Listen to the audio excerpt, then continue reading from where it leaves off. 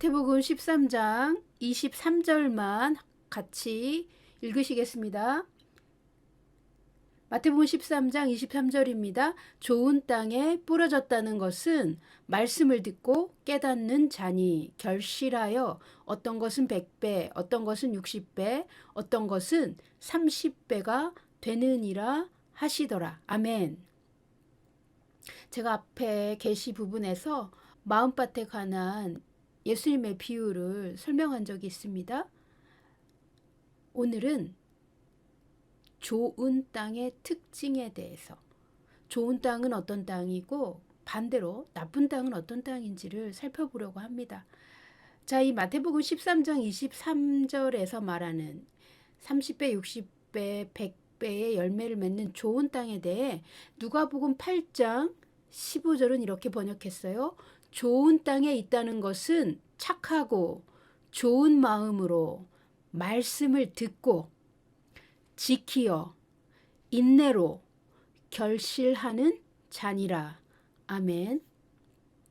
자, 이 같은 내용을 패션 번역 마태복음 13장 23절은 이렇게 번역했습니다. 좋은 땅에 심겨졌다는 것은 풍부한 토양을 상징한다. 하나님 왕국의 메시지를 기꺼이 전적으로 받아들이고 듣는 사람들이다. 그들의 삶은 좋은 열매를 맺고 어떤 이들은 30배를 거두고 어떤 이들은 60배, 심지어 그들이 심은 것에 100배나 수확하기도 한다. 아멘. 좋은 땅의 특징이 있습니다. 좋은 땅이란 씨를 뿌렸을 때 결실이 많은 땅입니다. 식물이 잘 자라고 풍성한 열매를 맺는 땅입니다. 곡식이나 식물이 잘 자라는 땅은 어떤 땅입니까? 우리가 농부는 아니어도 상식적으로 알 수 있습니다. 자갈이나 돌이나 바위나 가시떨기나 길가와 같이 딱딱하게 굳어진 부분이 없는 땅입니다. 자, 예수님은 곡식 또는 식물을 키우는 밭에 대해서 지금 설명하고 있습니다. 식물을 키우는 땅을 우리는 보통 밭이라고 부릅니다. 그래서 마태복음 13장은 사실 씨 뿌리는 자의 비유라기보다 4가지 종류의 땅에 관한 비유입니다. 그런데 이 4종류의 땅은 마음밭이라고 설명하셨습니다. 자, 좋은 땅은 열매를 많이 맺습니다. 그러면 나쁜 땅의 특징이 있습니다. 이 나쁜 땅에 대해 마태복음 13장에 나오는 3가지 종류의 땅이 있습니다. 우리가 앞에서 본 것처럼 길가, 돌밭, 가시떨기 밭이죠. 이 3종류가 각각 다른 특징이 있어요. 그런데 이 나쁜 땅은 공통점이 있습니다. 나쁜 땅의 특징, 공통점은 열매가 없다는 것입니다. 열매 맺을 수 없다라는 것입니다. 그러면 하나씩 살펴보겠습니다. 길가는 어떤 땅일까요?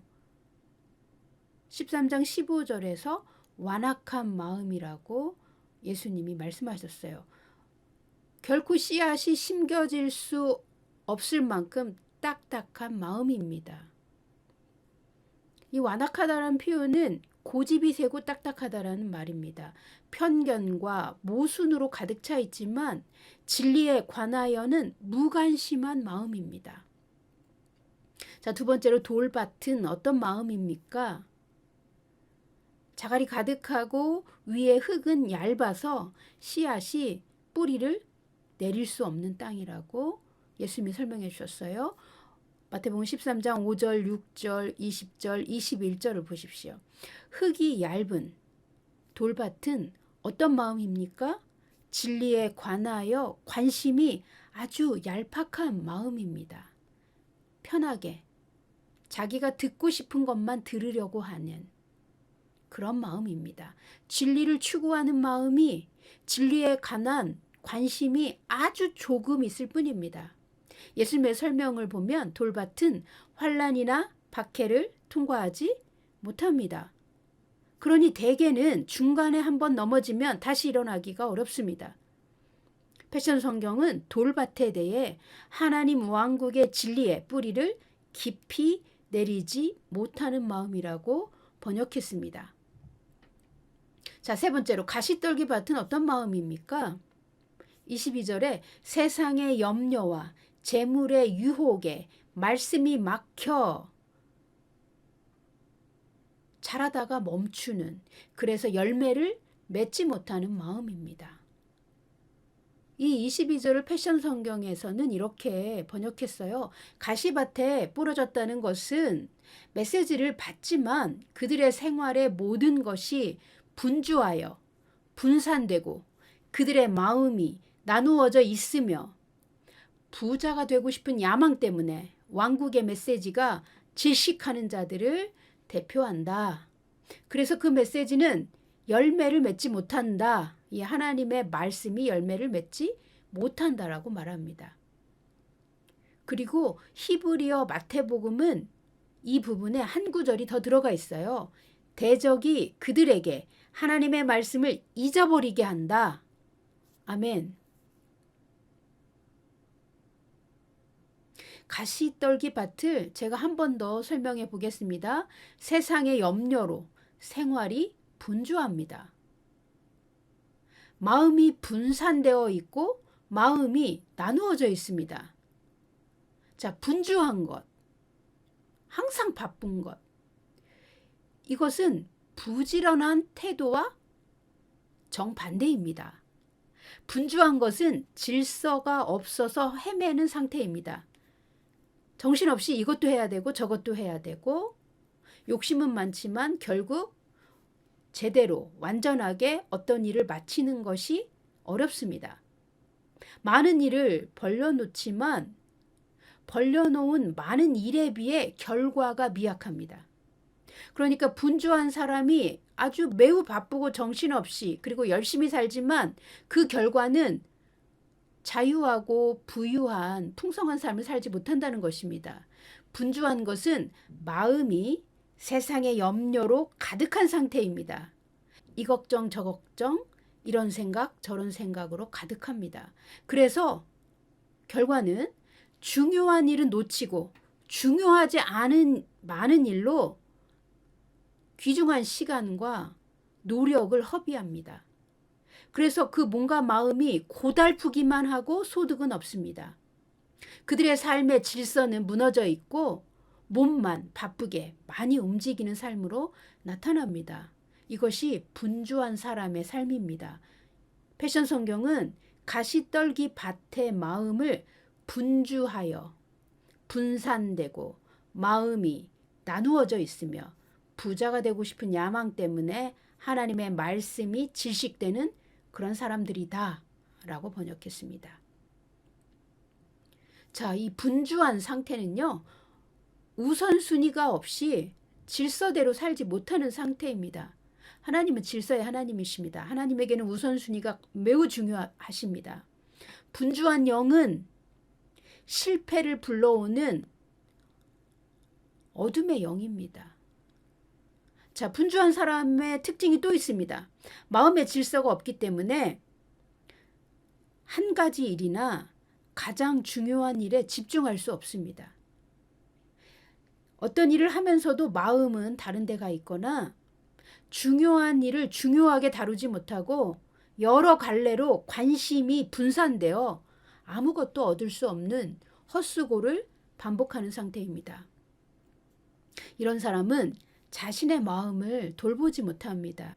욕심에 가라져서 자신이 정말로 원하는 것이 무엇인지조차 깨닫지 못합니다.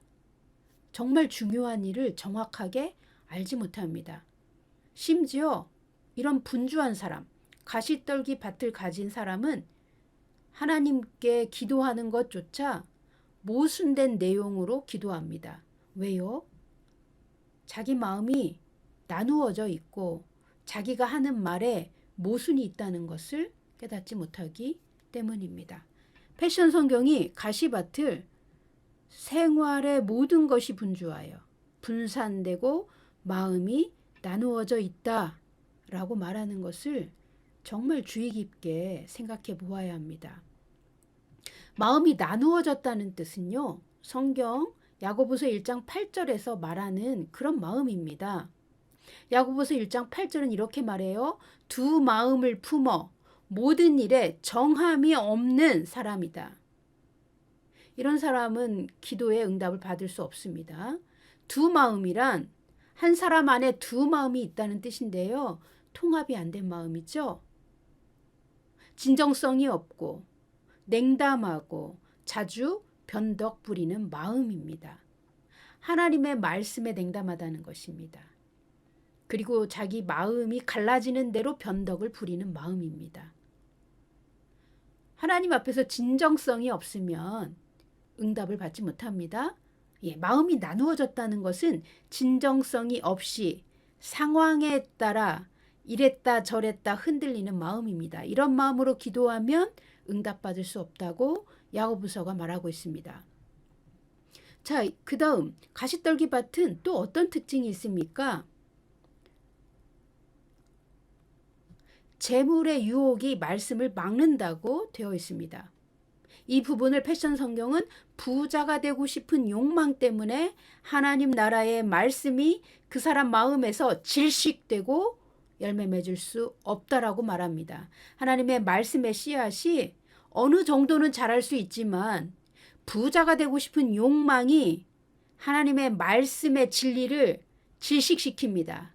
더 자랄 수 없어 죽어버리거나 결실을 얻기 전에 성장을 멈추는 것입니다. 그래서 열매가 없습니다.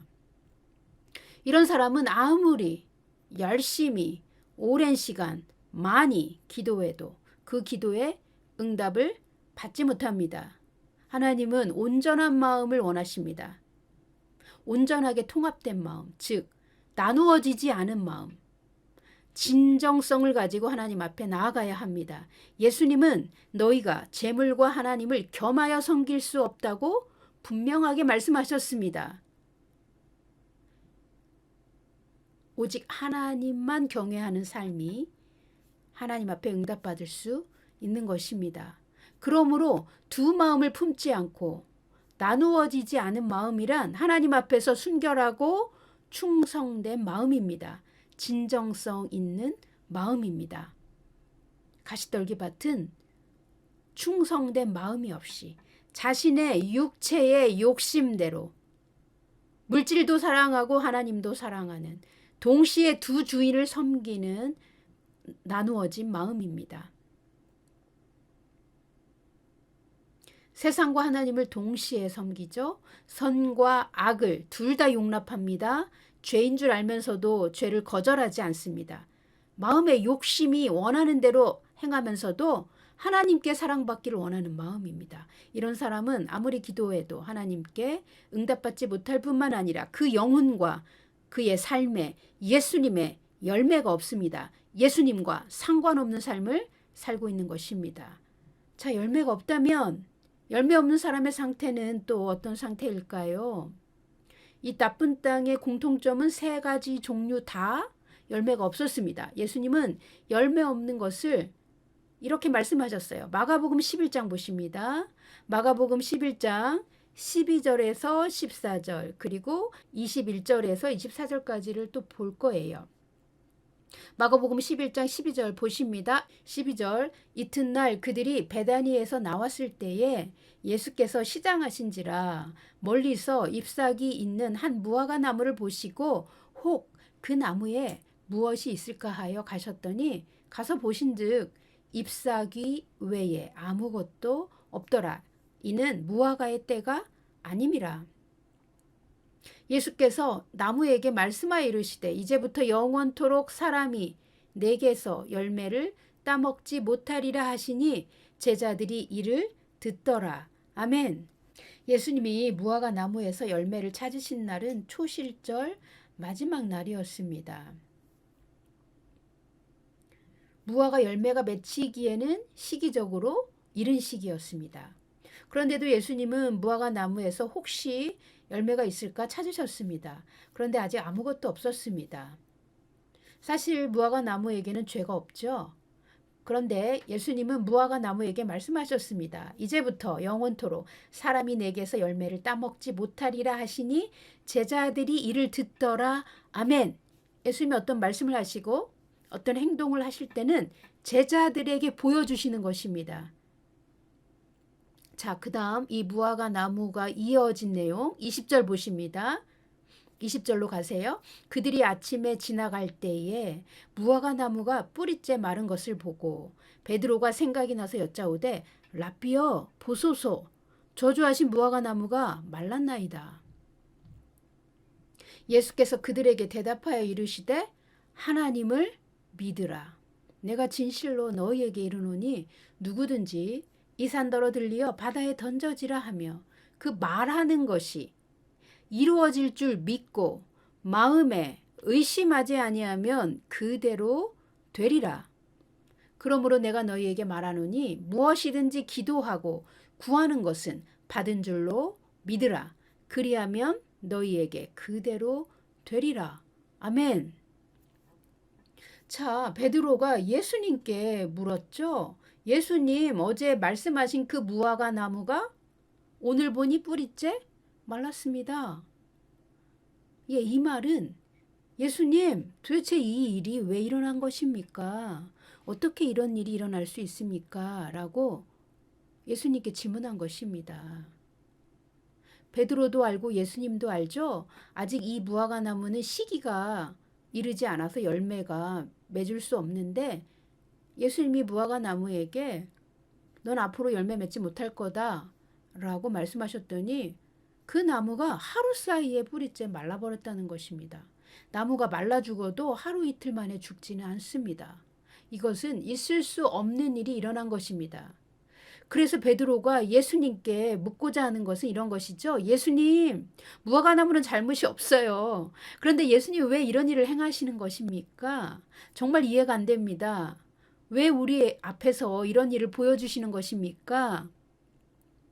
예수님께서 저희에게 보여주고자 하시는 메시지는 무엇입니까? 우리가 보고 알고 깨달아야 할 내용이 무엇입니까? 라고 묻고 있는 것입니다. 베드로는 예수님의 의도를 알고자 했습니다. 훌륭한 제자이죠. 그런데 예수님의 대답은 참 신기합니다. 예수님은 그 질문을 기다리셨습니다. 그리고 대답하셨습니다. 22절 예수께서 그들에게 대답하여 이르시되 하나님을 믿으라. 이것이 대답입니다. 그런 다음 23절부터 25절까지 하나님을 믿는다는 것의 본질을 말씀하여 주십니다. 23절 그 말하는 것이 이루어질 줄 믿고 마음에 의심하지 아니하면 그대로 되리라. 24절도 말하죠. 무엇이든지 기도하고 구하는 것은 받은 줄로 믿으라. 그리하면 너희에게 그대로 되리라. 아멘. 예수님의 말은 예수님이 믿는 것을 말하고 예수님이 말씀하실 때 그 말이 그대로 이루어질 줄을 믿었다는 것입니다. 하나님을 온전히 신뢰하신 것입니다. 너희가 말하는 것이 이루어질 줄 믿고 마음에 의심하지 않는 것이 온전한 마음이에요. 두 마음을 품지 않는 것입니다. 오직 하나님과 하나님의 말씀을 믿고 기도할 때나 말할 때나 하나님이 원하시는 믿음의 말을 해야 그 기도가 이루어진다고 가르쳐주고 계십니다. 그러나 가시떨기밭은 어떤 마음입니까? 하나님의 말씀을 진정으로 믿지 못하기 때문에 부자가 되고 싶은 욕망 때문에 세상의 염려 때문에 마음이 갈라져 있고 나눠져 있는 것입니다. 그들의 믿음이 질식되어서 온전한 기도를 하지 못하고 온전하게 하나님을 믿지 못하고 있는 것입니다. 하나님의 말씀이 들어와도 결실할 수 없도록 나누어진 마음, 분주한 마음, 분산된 마음, 진정성 없는 마음, 변덕 부리는 마음이 하나님의 말씀을 가로막는다는 것입니다. 그래서 그들에겐 열매가 나올 수 없는 것입니다. 충성된 믿음이 없습니다. 왜냐하면 온전한 믿음은 하나님의 말씀을 의심하지 않고 하나님이 자기를 사랑하고 자기의 기도에 응답해 주실 것을 믿고 구하고 또 그 믿은 대로 말한다는 것입니다. 우리의 말은 우리의 기도보다 더 확실하게 우리의 마음과 우리의 믿음의 상태를 말해줍니다. 우리의 말이 믿음에서 벗어난 말이면 우리의 마음은 가시떨기 받치며 분주하고 분산되고 의심하는 마음입니다. 의심하는 사람은 마음이 나누어져 있는 것입니다. 두 마음을 가지고 하나님께 오는 것입니다. 주님은 이런 사람에게는 열매가 없다라고 분명하게 가르쳐 주십니다. 즉 열매란 믿은 것을 말하고 말한 대로 하나님이 이루어 주실 줄 믿었을 때, 그리고 그 말한 것이 그대로 이루어지기까지 믿음으로 기다렸을 때, 기도한 대로 말한 대로 열매로 하나님이 나타내 주시는 것입니다. 그것이 예수님 말씀하시는 열매인 것입니다. 쉽게 줄이면 마음으로 믿고 기도했더니 하나님이 그렇게 똑같이 행해 주셨다는 것입니다. 믿고 구하고 기도하고 말한 대로 현실에 나타난 것이 예수님이 말씀하신 좋은 땅의 열매가 맺힌 것입니다.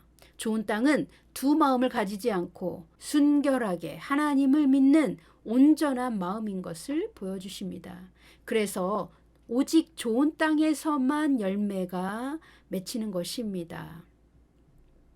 이런 이유로 예수님은 무화과 나무에게 넌 앞으로 열매가 없으리라 라고 말하고 제자들이 듣게 하셨습니다. 왜요? 예수님이 말씀하신 대로 그 나무에게 나타나는 것입니다. 그러자 그 나무는 즉시 말라 죽었습니다. 한 달이고 두 달이고 걸려야 죽을 수 있는 그 상태를 예수님은 말하자마자 그 나무가 응답했습니다. 예수님의 믿음은 예수님이 말한 대로 이루어질 줄 믿는 믿음이었습니다. 하나님을 그렇게 온전히 의심 없이 순결하고 진정한 마음으로 믿으셨습니다. 충성된 믿음이죠. 예수님은 우리의 말이 믿음에서 나온 의심 없는 말일 때 너의 삶에 열매가 있다. 너희 기도에 응답이 있다. 하나님의 말씀을 온전히 의심 없이 믿는 마음이야말로 좋은 땅이며 좋은 땅은 반드시 열매가 나타난다. 라고 제자들에게 보여주셨습니다. 그리고 좋은 땅에 대한 한 가지 중요한 것이 더 있습니다. 25절 보십니다. 마가복음 11장 25절입니다. 주님이 믿음에 관하여 말씀하신 후에 믿음이 있지만 기도에 응답이 없을 때는 이 부분을 점검하라는 것입니다. 서서 기도할 때에 아무에게나 혐의가 있거든 용서하라. 혐의가 있거든 용서하라. 그리하여야 하늘에 계신 너희 아버지께서도 너희 허물을 사하여 주시리라 하시니라. 아멘. 우리가 믿음이 있어도 누군가를 용서할 수 없는 마음을 가지고 있다면 그것 또한 자갈이나 길가나 가시밭인 것입니다. 좋은 땅은 즉 열매 맺는 마음밭이란 하나님을 온전히 믿되 다른 사람을 용서할 수 있어야 한다는 것입니다. 즉 우리가 하나님을 믿는 믿음 안에는 하나님이 우리를 너무 사랑하셔서 전적으로 우리를 용서하신 그 사랑을 믿는 것입니다. 그래서 우리도 행할 줄 아는 사랑의 마음, 하나님이 나를 용서하신 것처럼 타인의 허물을 용서할 수 있는 그 믿음도 필요하다는 것입니다. 그래야 우리의 기도가 응답받습니다. 용서하지 못하는 마음은 반드시 기도의 응답을 가로막습니다. 좋은 땅은 반드시 열매가 있습니다. 그가 말한 대로, 기도한 대로 하나님께 모든 것을 받습니다. 30배로 받습니다. 어떤 사람은 60배로 받습니다. 어떤 사람은 100배조차 받습니다. 사랑하는 성도 여러분, 우리의 마음밭이 좋은 땅이 되는 것은 하나님께 매우 중요합니다. 왜냐하면 여러분이 하나님의 축복을 받으셔야 하기 때문입니다. 그러니 우리의 마음밭이 좋은 땅이 되도록 주님께서 고쳐주시기를 기도하십시오. 성령님은 우리의 마음을 고치시는 치유의 하나님이십니다. 성령님은 우리의 저주를 끝내주시는 구속자이십니다. 더 나아가서 우리의 마음에 길가와 같은 완악한 부분이 있는지, 돌밭처럼 얄팍하여 자주 변덕 부리는 마음이 있는지, 가시밭과 같은 염려와 욕심과 분주함과 나누어진 마음이 있는지 주님께서 깨닫게 해주시고 가르쳐 주신다면 회개하겠다고 기도하십시오. 여러분이 그렇게 기도할 때 하나님은 지혜와 계시의 영을 보내주셔서 여러분이 회개를 할 수 있도록 도와주십니다. 여러분이 회개를 하면 하나님은 우리의 마음을 고쳐주시고 하나님이 주시는 좋은 땅으로 우리의 마음을 새롭게 만들어주십니다. 오늘 지금 성령님은 여러분의 마음에 오셔서 여러분의 마음을 만져주십니다. 하나님은 여러분을 사랑하시고 여러분을 위해 성령님은 지금 일하고 계십니다. 하나님의 사랑과 은혜를 믿고 지금 기도하십시오.